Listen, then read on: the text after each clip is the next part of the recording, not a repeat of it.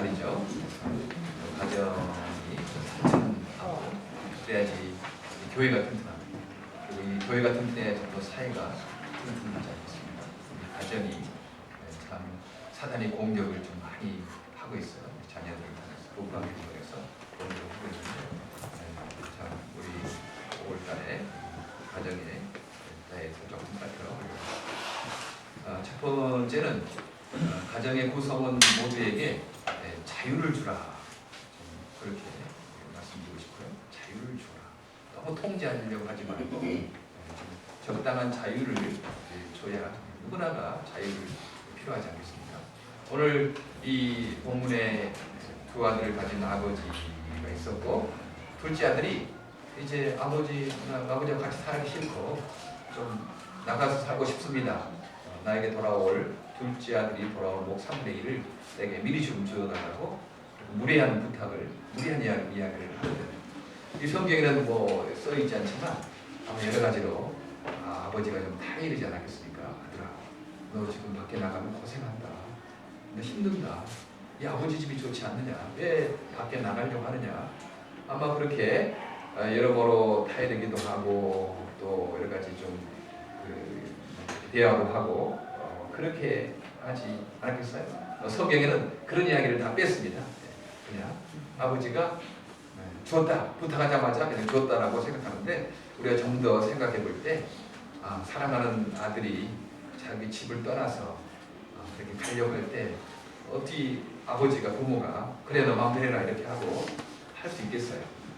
거기 가면 아버지 집을 떠나면 너 참 위험하다, 너 고생한다, 너 아버지하고 같이 살아야 되지 않겠느냐 이렇게 많이 충고하고 이야기했을 것입니다. 그러나 결코 그 아들을 매를 때리거나 파두거나 그렇게 하지 않았어요. 자녀에게 자유를 주었죠. 아버지를 떠나갈 수 있는 자유를 준 겁니다. 그게 사랑이죠.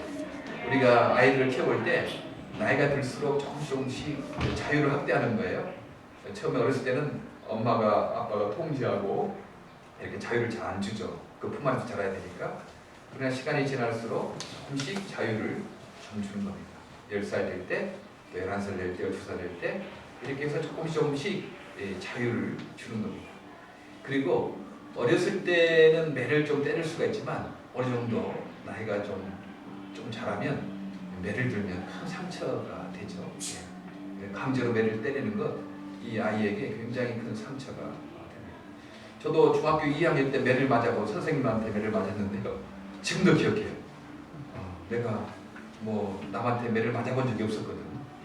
어렸을 때 엄마에게는 좀 이제 좀 매를 맞았어요. 왜냐하면 항상 용돈을 달라고 그럴 때 남 있을 때 용돈 달라고 했거든. 그냥 싶지만 아니니까 항상 다른 아줌마 옆에 있을 때 그때 달라고 하는 거예요. 엄마가 완전히 어쩔 수 없이 주는 거잖아요. 그래서 집에 와서 또 매를 맞는 거예요.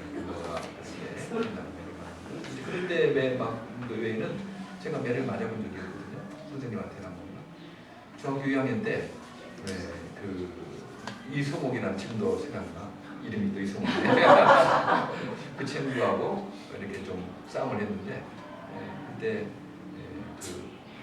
이름은 기억 안 나요. 성이 강씨인데 강 선생님이 수학 선생님이었는데 강대수 선생님이구나.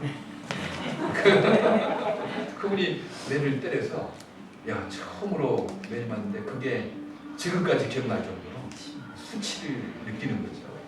내가 그래도 이렇게 컸는데 나를 때린다 생각하니까 그만큼 그 매는 큰 상처를 입힙니다. 그래서 한 10살 이전에는 조금 잘못하면 좀 때리거나 그럴 수 있지만 10살 이후 넘어가고 그러면 매를 때리는 것도 조심해서 이렇게 하는 것. 또 상처가 입으니까 그렇죠. 자유를 주는 거죠. 뭐 둘째 아들이 나간다고 해서 막 때리거나 뭐 붙잡거나 가두거나 그렇게 하지 않았어요. 자유를 주는 것입니다. 이번에 김정은이 북한에 또당 위원장으로 하는데 박수를 치지 않습니까? 근데 자기 반대면 다 총살시키면서 그런 박수를 받고 있는 거. 반대할 자유, 자기 박수 안 칠 자유를 허락하지 않으면서 그렇게 박수 치는 것을 보면서 참 김정은 그 북한의 사람들 있죠. 감옥에 산다. 그렇지 않겠어요? 사람 감옥 좋아하는 사람 없잖아요. 왜냐하면 감옥은 다 일 안에서 먹고 있는데 먹여주고 입혀주고 감옥 가고 싶잖아요. 여러분. 그렇잖아요? 너무 복잡하니까 세상이. 근데 감옥이 다 있어요. 다 있는데 딱 한 가지 없는 거 자유가 없는 거죠. 자유가 없는 거예요. 그래서 감옥이라고 그러는 거죠. 그래서 가기 싫다는 거예요. 요즘에 북한을 많이 왔다 갔다 하는 사람이 북한 사람이 너무 착하다. 북한 사람들 너무 순진하다. 뭐 북한의 뭐 자연환경 너무 좋다. 뭐 그렇게 칭찬을 해서 좀 이상하다고 생각을 하게 됐어요. 예. 그게 본질을 못 보고 있는 거예요. 감옥이지. 감옥 간 사람들 서로 안 다투잖아요. 서로 좀 이렇게 좀 마음 편하고 그러니까 그러지 않겠어요. 그러나 아무도 우리가 감옥에서 살려고 하였습니다. 자유가 중요하거든. 자유가. 우리 주님께서 우리에게 자유를 주신 거예요. 우리를 사랑했기 때문에. 주님을 반대할 자유. 하나님을 배반하고 선악과를 따먹을 자유까지 주신 거예요. 그냥. 그런 자유를 주신 분이에요. 그래서 패트릭 헬리가 전에 영국하고 미국하고 독립전쟁할 때 자유가 아니면 죽음을 달라. 영국의 식민지로 우리가 이곳에서 그렇게 자유가 없이 사는 것, 그건 사는 것이 아니다. 자유를 주어라. 이렇게 해서 독립전쟁을 하지 않겠습니까? 이렇게 하면 자유가 참 중요하거든요. 자유가 있을 때 우리는 행복할 수가 있습니다. 그래서 우리는 우리 아이들에게 자유를 줘야 됩니다. 자유를 줘야 돼요. 그래서 우리 자녀를 사랑하기 때문에 우리 엄마 아빠들은 늘 아이들을 통제하려고 하죠. 이렇게 공부하는 것도 간섭하고 뭐도 간섭하고. 그런데 보니까요, 대학교 학점 신청하는 것까지 이렇게 부모가 해주는 거예요. 무슨 과목 택해야 될지, 어떤 거 해야 될지 그것까지 엄마 아빠가 막 이렇게 해주는 겁니다. 그래서 헬리콥터 엄마라는 말이 있대요. 헬리콥터 막 언제 따라가는 거지. 어디서나 그냥 가서 아들 대신 뭐 다 해주는, 딸 대신 다 해주는 거예요. 대학 가서 이제 어느 정도 노는 데서도 자기 결정 못하고 엄마한테 전화해가지고 엄마 무슨 과목 내가 택해야 되죠.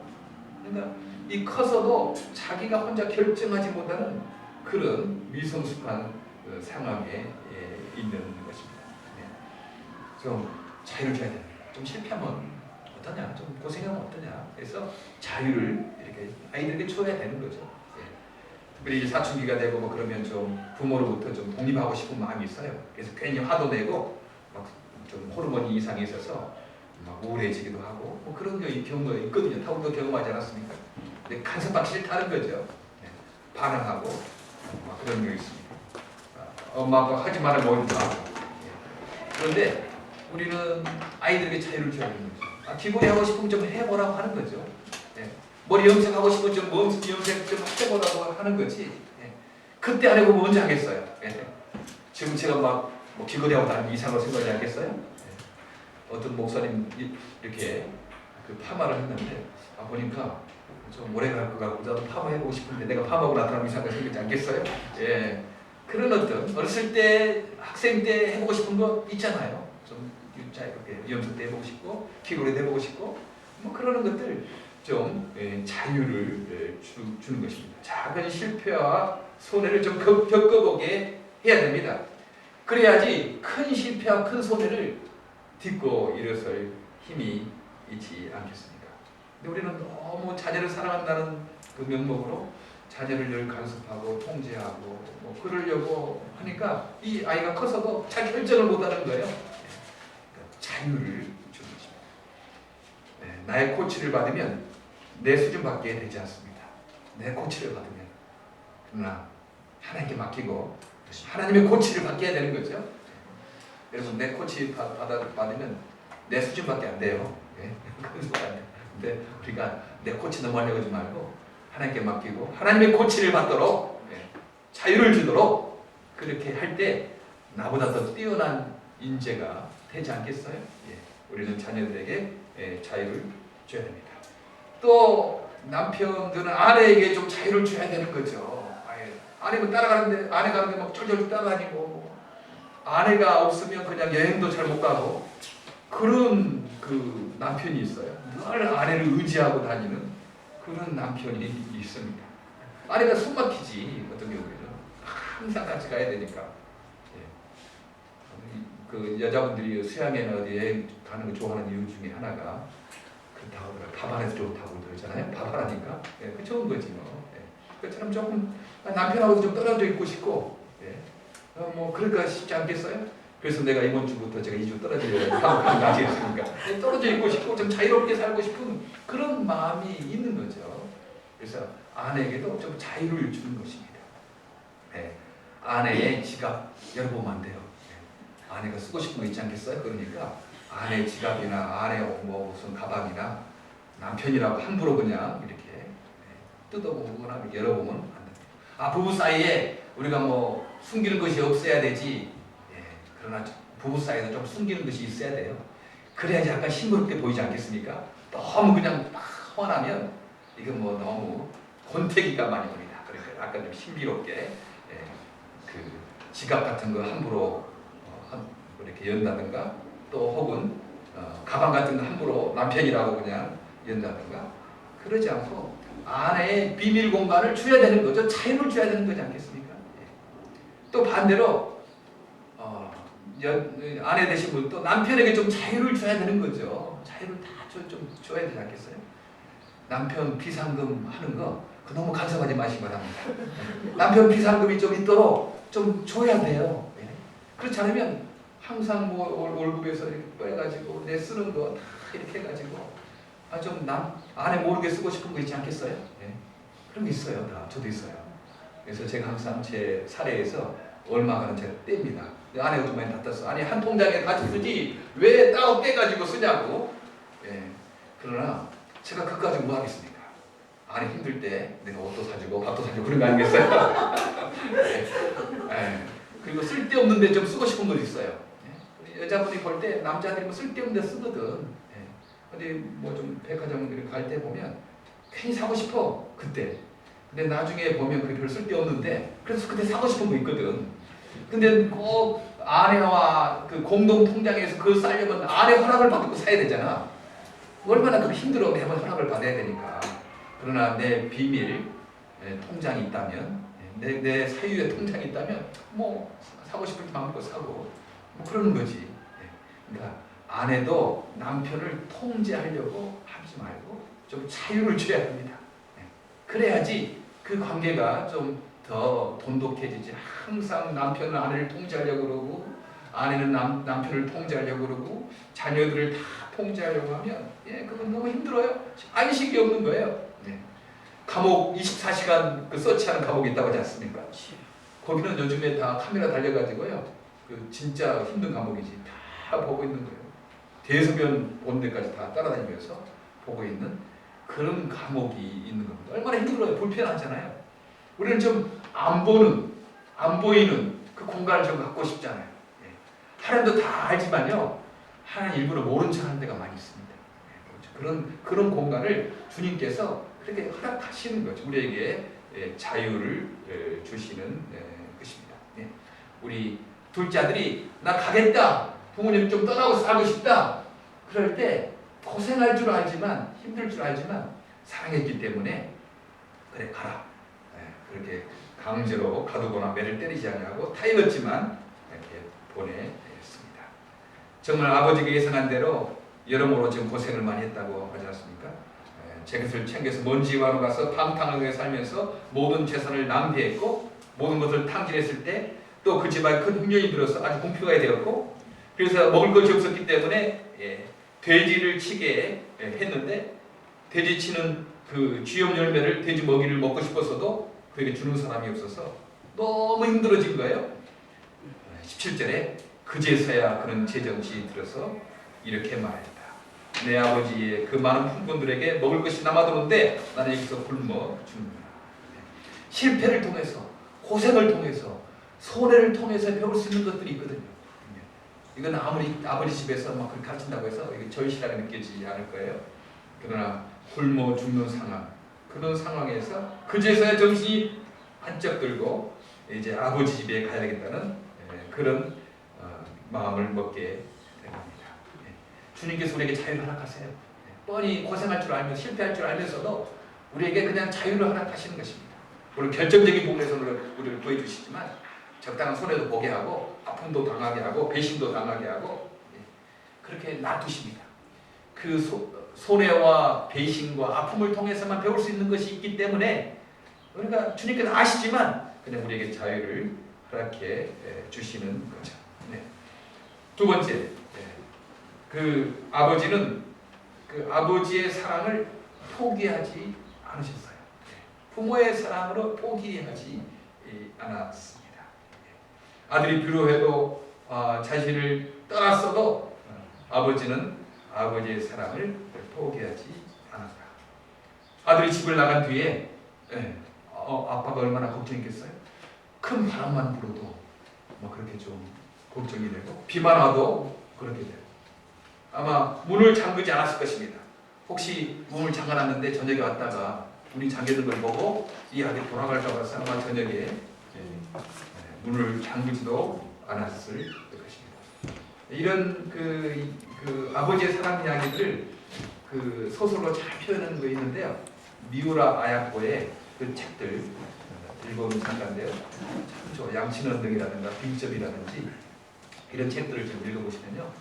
얼마나 주의 사랑과 아버지의 사랑을 소설로 적나라하게 표현했는지 모릅니다. 그런 책을 보는 거예요. 저도 그 대학생 때나 이럴 때 미우라 아야코 책을 다 사서 뭐 빈점, 양친은 언덕 뭐 이런 책들이 많이 있어요. 그분 책이 참 좋더라고요. 그래서 우리 사람들에게 선물도 하고 그랬는데요. 한번 아버지의 사랑 이런 이야기들을 미우라 아야코의 책들을 좀 많이 읽어보시면 큰 도움이 될 것입니다. 우리가 사실 아들, 딸들 통제하려고 하는 이유 중에 하나가 이런 수고를 하기 싫기 때문에 혹시 잘못되면 내가 또 그 보상해야 되고 내가 또 막 뒤처리 해줘야 되고 아들 집 나간 아들을 내가 걱정해야 되고 막 그런 것들 좀 하기 싫기 때문에 우리가 아마 자녀들을 통제하려고 하는 것이 아닌가.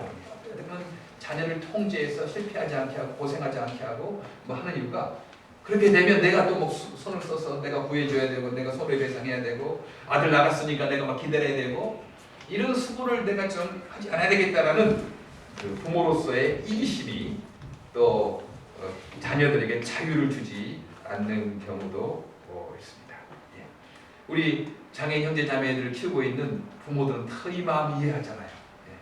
물론 건강한 우리 자녀들도 사랑하지만 또 어렵고 힘든 우리 장애 아동들을 바라볼 때 얼마나 마음이 이렇게 안쓰리는 거예요. 예. 그래서 내 아들, 딸, 장애 아이라고 포기하지 않습니다. 예. 오히려 더 아끼고 더 사랑하고 그러는 것이 장애 아들, 딸들을 키우는 엄마, 아빠의 마음이지 않겠습니까? 부모가 아닌 다른 사람들은 이해하지 못해요. 아니 우리가 볼 때 다른 사람이 볼 때는 저렇게 말도 잘 못하고 뭐 이렇게 찡찡대고 뭐 이렇게 하는 이 아들, 딸을 어떻게 저렇게 끔찍하게 사랑하는가 이해를 못하죠. 이해를 못해요. 그러나 엄마, 아빠는 그걸 압니다. 엄마이기 때문에 아빠이기 때문에 너와 나는 다른 사람이 아니고 너는 한 몸이다. 너는 나의 분신이다. 그 아들, 딸이 아픈 것이 내가 아픈 것으로 생각되는 거죠. 그러니까 더 사랑하게 되는 것입니다. 아들, 딸이 얼마나 잘하는가 못하는가 관계없어요. 내가 아버지이기 때문에 아빠이기 때문에 엄마이기 때문에 그 아들, 딸을 사랑하는 겁니다. 저는 장애아이를 키우고 있는 부모님들은 하나님 마음을 다 이해한다고 생각해요. 더 생각해요. 보통 부모들을 생각할 때 어떤 사람들은 뭐 잘 똑똑한 아이 키우면 나중에 효도 받고 뭐 그런 경우도 좀 생각하잖아요. 그런데 이 장애 아이를 키워서 내가 인간적으로 효도 받을 기회가 별로 없는 겁니다. 그럼에도 사랑하는 거죠. 내 아들이니까 내 딸이니까 그렇게 사랑하는 것입니다. 아버지의 역할을 잘하는 거예요. 우리가 사람과의 관계도 어떻게 좀 평화롭게 화평한 관계, 의로운 관계가 되냐면 자기 역할을 잘하는 겁니다. 의로운 관계가 결국 독립적으로 나 혼자 의롭다 해서 의롭게 되는 거 아니에요. 관계를 잘 맺어야 되는 거죠. 아버지는 아버지 역할하고 아들은 아들 역할을 해야지 그 관계가 의로운 역할이 되는 겁니다. 평화로운 관계가 되는 거죠. 시어머니는 시어머니 역할 잘하고 며느리는 며느리 역할을 해야지 거기에 의로운 관계가 되는 거예요. 결코 성경에서 말하는 그 의로움은요 나 혼자 그냥 똑똑하다, 나 혼자 잘한다, 이런 쪽에서 의가 아니고 늘 그 관계 속에서 의로운 것이 확인되는 것입니다. 그래서 만약 아들이 집을 나갔다고, 그래 너 집 나갔냐? 나도 아빠 역할을 안 하겠다, 가라, 그렇게 했다면 이 아들이 돌아올 기회가 없었을 거예요. 회개할 그런 가능성이 없었을 것입니다. 그러나 아들이 집을 나갔어도 이 아빠는 그 아빠로서 역할을 하려고 하는 거죠. 끝까지 하려고 하는 겁니다. 예. 거기에서 이 탕자가 돌아올 수 있는 가능성이 있었습니다. 우리 하나님이 그러신 분이 아니겠어요? 인간이 배반하고 인간이 자기의 역할을 하지 않고, 그래도 하나님은 하나님 역할을 포기하지 않으세요. 하나님이 하나님 역할을 포기하면 하나님 안 되는 거죠. 하나님이 의로우신 분이라고 했거든요. 그러면 하나님이 의로우신 분이라고 했는데 인간이 그렇게 배반하고 인간이 잘못하고 뭐 집을 나갔고 그래서도, 그래 너 나갔냐? 그렇게 하지 않냐고, 하나님은 하나님 역할을 포기하지 않은 거기에 우리의 구원의 소망이 있는 겁니다. 우리가 다시 돌아올 수 있는 그런 가능성이 열려 있는 거죠. 하나님은 한 번도 우리를 역할을 못했다고, 하나님 역할, 아버지 역할을 포기한 적이 없으십니다. 성경에 많은 분들이 하나님의 사랑을 닮아간 거예요. 성경에 많은 유인들이 다윗과 사울의 관계에도 그러지 않습니까? 사울은 다윗을 죽이려고 했거든요. 죽이려고 했어요. 그리고 다윗이 사실 자기 딸의 사위이기도 했는데 계속 죽이려고 했습니다. 그러나 다윗은 결코 이 사울 왕에게 신하로서의 역할, 또 사위로서의 역할을 포기하려고 하지 않았어요. 사실 굴에 잠자고 있을 때 사울을 죽일 수도 있었거든요. 그래서 자기가 왕이 될 수 있었어요. 그러나 죽일 수 있는 그 환경에서도 옷자락만 살짝 베었고, 그래서 나중에 사울에게 말합니다. 당신 내가 죽일 수도 있었습니다. 그러나 내가 죽이지 않고 옷자락만 베었습니다. 그때 막 사울이 감격에서 막 울어요. 내가 나쁜 놈이다. 막 그러면서 하지만 또 금방 또 변해가지고 또 죽이려고 쫓아다니는 거죠. 그러나 몇 번이고 이 다윗은 그 신하로서의 역할, 또한 그 사위로서의 역할, 그 관계를 결코 포기하지 않았습니다. 하나님께서 나중에 길보아 전투에서 다 심판하시고 하나님께서 다윗을 왕으로 높이지 않았게 했습니다. 그런 악을 악으로 갚지 아니하고 하나님을 의지함으로 선으로 악을 이겼던 것입니다. 그 역할을 포기하지 않았어요. 우리도 가끔 그런 마음이 들잖아요. 복수하고 싶은 마음이 있습니다. 내가 뭐 바본 줄 아는가? 그런 생각이 듭니다. 내가 바본 줄 아냐? 때리고 싶은 그런 마음이 있습니다. 비난받으면 나도 공격하고 싶은 마음이 있습니다. 물론 잘못된 비난에 대해서 우리가 가만히 있으면 진짜 그런 줄 아니까, 진짜 그런 줄 아니까 우리는 좀 말을 해줘야 되죠. 그러나 말을 할 때도 온유한 심정으로 은혜 가운데 소금으로 고르게 하듯 그렇게 말을 해줘야 합니다. 복수하기 위해서, 공격하기 위해서 말을 하면 안 됩니다. 그럼 벌써 다 알아차리는 거죠. 저 사람이 지금 내가 이렇게 했을 때 복수하려고 나에게 공격하려고 말하는 거다. 이 사람 다 알아차려요. 영적인 존재이기 때문에 다 알아차립니다. 그러나 우리가 그 사람이 혹시 오해하고 있다면 정말 온유한 심정으로 은혜 가운데 소금으로 고르게 하듯 그렇게 하는 거죠. 바른 말 필요가 있습니다. 그러나 이 바른 말도 상대와 관계 속에서 바른 말을 해야 됩니다. 만약 친한 사이가 아니라면 바른 말 때문에 상처를 입습니다. 친한 관계가 되면 그 바른 말이 약이 되지만 별로 친하지도 않은데 바른 말을 하면 거기에 독이 되는 거죠. 그러니까 늘 내가 바른 말이다, 이거 바른 말인데, 그래서 그 사람의 관계가 나고 이런 바른 말을 해도 그 사람의 상처를 받겠는지 안 받겠는지, 내가 그 정도 친한지 안 친한지 한번 살펴보고 바른 말 해야 되죠. 그래서 그 정도 친한 관계가 되면 바른 말 해도 그 사람이 잘 받아들여요. 근데 별로 친한 관계도 아니야, 좀 어려운 관계인데 바른 말 한다고 말하면 자기는 바른 말 했지만 상대방은 큰 상처를 입는다고 합니다. 그 상담학에 서 가장 중요한 부분이 하나가요. 상담을 할 때 라포 형성을 한다고 해요. 관계 형성을 하는 거죠. 서로 공감을 하는 거예요. 그렇지 않고 그냥 상담해주면요, 상담 받는 사람이 너나 잘하세요 그러는 거죠. 너나 잘하세요. 서로 좀 공감도 형성되지 않고 친밀한 관계가 형성되지 않은데 그냥 당신 이렇게 해야 됩니까 이렇게 됩니까 그러면 그 상담이 안 된다고 그렇게 종기를 수술하는 것이 필요합니다. 그러나 수술할 때 그냥 막 째지 않아요. 거기에 마취 좀 시키고 그렇게 해서 이렇게 뽑고 이도 뽑고 또 싸매주고 그러는 거죠. 우리가 가끔 바른말 한다고 어떻게 됐냐면 그 바른말 하는 사람 그것 때문에 우리가 서로 다투고 불화가 생기고 그러거든요. 그냥 마취하지도 않고 째는 거예요. 그냥 마취해요. 그리고 째놓고 연고도 바르지 않냐고 붕대도 안 감아주는 거예요. 그러니까 여러모로 아프고 덧나고 그러는 것 아니게 되겠습니다. 우리는 바른말 하는 것 너무 중요합니다. 공의롭게 사는 건 중요해요. 그러나 그 관계 속에서 그 바른 것이 의로운 것이 그 사람에게 적용될 것인가 적용되지 않을 것인가 이런 것도 우리가 생각해 보면서 바른 말을 하는 것입니다. 우리는 다 틀린 것 가지고 싸우지 않습니다. 다 나름대로 자기 옳은 것 가지고 싸웁니다. 그러나 아무리 좋은 약도 상대방에 맞지 않으면 약이 되지 않는 것이 인상 보약이라고 생각하잖아요. 근데 몸이 찬 사람들 이런 사람들은 보약이지만 몸이 좀 뜨거운 사람, 열이 많은 사람은요 인상이 오히려 독이 된대. 그래서 전에 어떤 목사님 삼계탕 먹고 죽을 뻔했다고 들었어요. 대접했는데 강사로 초청을 받아서 그 대접을 받았는데 삼계탕을 해주셨대요. 근데 삼계탕을 먹고 죽을 뻔했대요. 숨만 못 쉬었다고. 열이 많은 분이었기 때문에 삼계탕이 보약이 되는 건 아니고 오히려 큰 독으로 작용을 하게 된 것입니다. 우리는 늘 상대방이 이렇게 이야기를 해올 때 우리의 역할, 나의 역할을 하려고 우리는 성도 역할, 우리는 하나님의 아들, 딸의 역할을 하는 것입니다. 우리 크리스찬들은요 악에 대해서 죽은 자예요. 우리는 뭐 다른 사람이 공격할 때 우리는 어떻게 해야 될지 고민할 필요도 없는 거예요. 고민할 필요도 없어요. 복수할 권리가 없는 거예요. 우리는 그렇게 부름을 받았어요.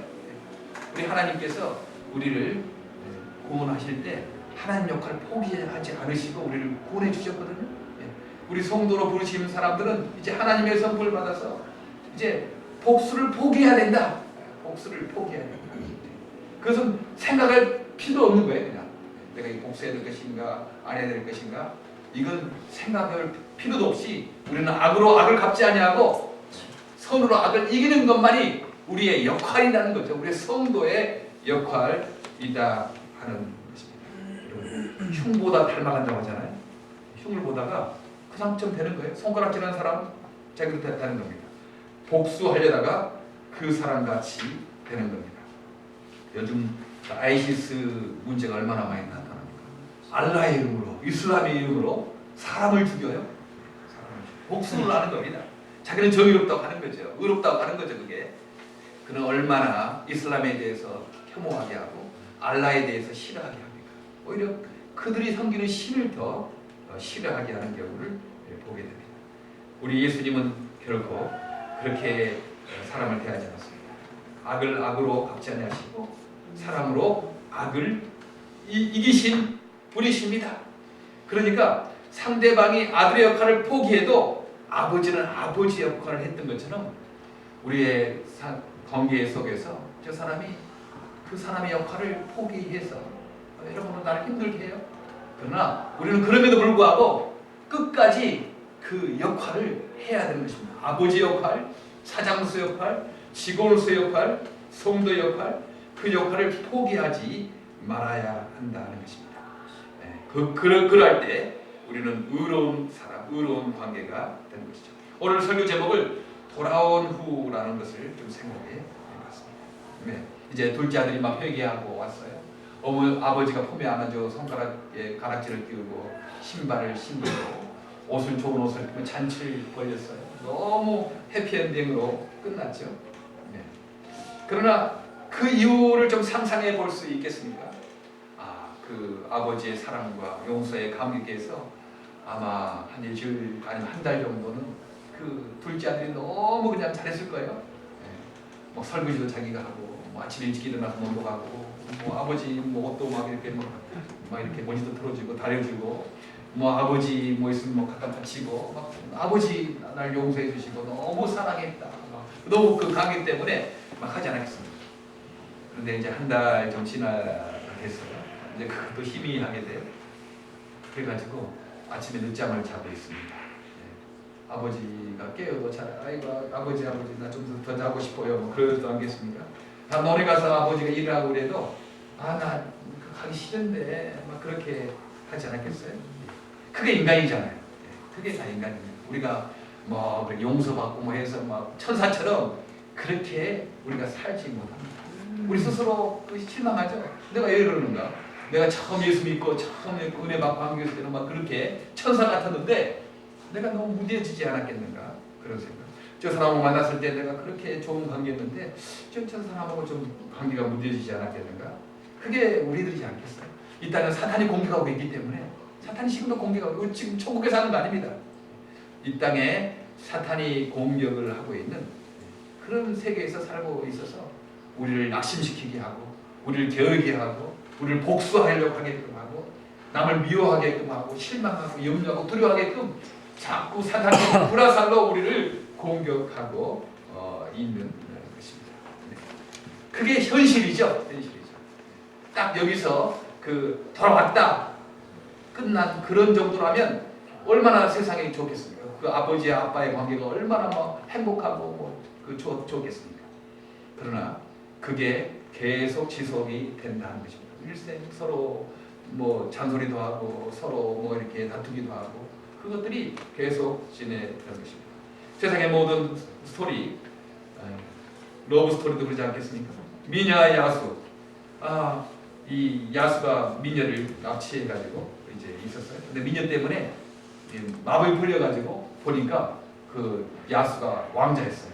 그래서 그 야수와 미녀는 결혼했더라. 이제 그게 끝납니다. 이제 결혼해가지고 이제 사는 뒷이야기는 않거든요. 왜냐하면 아침에 이 미녀가 눈곱을 띄고 막 일어나고 화장실에서 이렇게 여보 화장실 갖다 줘 막 그런 이야기 그거 쓰면 되겠습니까? 그 현실이거든요, 사실. 그 현실을 우리가 살아가야 된다는 것입니다. 로미오와 줄리엣 사랑 때문에 죽었잖아요. 아마 로미오와 줄리엣 그 죽지 않았으면 소설이 없었을 거예요. 서로 결혼을 못해서 서로 사랑 때문에 죽었어요. 아들 딸 낳고 살아서 막 했더라면 로미오와 줄리엣 이야기가 없었을 것입니다. 그러나 우리는 압니다. 그게 그 현실이 아니라는 것. 우리는 더 많이 다투고 싸우고 서로 역할을 서로 좀 이렇게 긴장하면서 살아가야 된다는 것을 우리가 압니다. 신혼 때 기분이 나면 평생 사랑하면서 살 것 같지 않아요? 그러나 가정을 이루어 보면 그렇지 않습니다. 일상의 반복이죠. 뭐 지루하게 느낄 때도 있어요. 사소한 일로 다툼이 일어나게 됩니다. 그게 결혼인 거죠. 그게 가정인 거죠. 그 현실이라는 것입니다. 신혼 때 같으면 어찌 이 땅에 싸움이 있겠습니까? 평생 이렇게 살아야 되겠다 생각하지 않아요? 그러나 그 현실은 여러 가지 지루하고 일상의 반복이 되어지는 그 사소한 일, 그런 일이 계속되는 현실에 우리 하나님의 은혜가 필요하다는 것입니다. 거기는 오솔길도 있고 계곡도 있고 내리막길도 있고 오르막길도 있고 사막도 있고 동굴도 있고 산떨어짐도 있고 도로가 끊어질 때도 있고 그런 우리가 삶을 살아가게 되는 거죠. 그러나 그런 상황에서도 아버지 역할, 어머니 역할, 또한 아내 역할, 남편의 역할, 아들의 역할, 딸의 역할을 우리가 포기하지 말아야 한다 하는 것입니다. 돌아온 후에 이 아들이 좀 겨루고 싶고 아버지 바람도 하고 싶고 그랬을 때 가락지를 보지 않았겠습니까? 아버지가 내가 돌아왔을 때 나를 용서해주고 사랑했던 그 가락지지. 내가 그런 사람이었지. 그러나 아버지는 아버지 역할을 포기하지 않으시고 나를 끝까지 기다려주시고 용서하셨지. 그 사랑 기억하지 않겠어요? 우리가 주 앞에 나갈 때 어때는 막 무뎌지고 어떨 때는 소망도 없고 어떨 때는 지루한 것 같고 그러더라도 주님 나를 받아주시는 그 사실 우리가 늘 기억하는 것입니다. 늘 나를 용서해 주시고 날 받아주시고 영원한 천국으로 인도하신 주님을 늘 기억하는 것입니다. 그리고 주님은 멀리 떨어진 분이게 아니고 우리의 구체적인 삶 속에서 우리에게 지혜 주시고 능력 주시고 그 감당할 수 있는 은혜를 주시고 위로하시는 그런 성령님이 계시거든요. 네. 그럴 때 그분을 의지하세요. 그분이 그 문제를 해결시켜 주시든지 그 문제를 바라보는 나의 생각을 바꿔주시든지 그렇게 우리 아들을 인도해 주십니다. 예. 아버지가 아버지 역할을 포기하지 않았기 때문에 아들로서의 그 어떤 방탕함이 있었지만 그 아버지 품 안에 다시 돌아올 수가 있었어요. 하나님은 한 번도 아버지로서의 역할을 포기하지 않습니다. 우리도 이 땅에서 살아갈 때 우리의 역할을 포기하지 마시기 바랍니다. 내가 아내로서의 역할, 남편으로서의 역할, 남편이 어떻게 하든 나는 아내 역할을 한다. 아내가 어떻게 하든 난 남편의 역할을 지키겠다. 아들이 어떻게 하든 나는 아버지의 역할을 하겠다. 딸이 어떻게 하든 나는 어머니로서의 역할을 하겠다. 사람이 나를 어떻게 대하든 나는 성도로서의 역할을 하겠다. 사람이 나를 어떻게 대하든 나는 미랄로서의 역할을 하겠다. 그렇게 하면 하나님께서 우리를 의로운 사람이다. 사람과의 관계도 평화롭고 하나님께서 우리를 인도해 주시고 하나님의 신실하심을 경험하게 될 것입니다. 하나님이 변치 않는 분이시구나. 하나님의 사랑이 변치 않는 분이시구나 하는 것을 어떤 상황에 있든지 자기 역할을 감당하려고 할 때 그 하나님의 신실한 사랑을 우리가 경험할 수 있을 것입니다. 상대방이 어떻게 대하든지 어떻게 우리를 공격해오든지 우리는 나의 역할을 충실히 감당하고 하나님의 역할을 감당했듯이 아버지 역할을 감당했듯이 나의 역할을 감당하는 저 여러분 되기를 간절히 바랍니다. 기도하겠습니다. 하나님, 우리가 주의 집을 떠나서 나갔지만 주님께서는 결코 우리를 포기하지 아니하시고 우리를 기다리시고 우리를 용서하시고 우리를 사랑하셨습니다. 아버지 역할을 포기하지 않으셨습니다. 하나님의 하나님 되심을 포기하지 않았습니다. 하나님, 우리 이 땅에 살아갈 때 여러 가지 공격을 당하고 낙심한 일을 당하고 힘든 일을 당할 때가 많이 있습니다. 그러나 그럴 때마다 마귀는 우리를 포기하라고 복수하라고 마귀의 길로 악을 이기라고 그렇게 요구하고 있지만 하나님의 하나님 되심을 포기하지 않듯이 우리도 성도로서의 역할을 포기하지 않는 우리들 되게 하여 주시옵소서. 악을 악으로 갚지 말고 손으로 악을 이기는 그 역할을 감당하는 우리가 되게 하여 주시옵소서. 예수 그리스도 이름으로 기도하옵나이다. 아멘.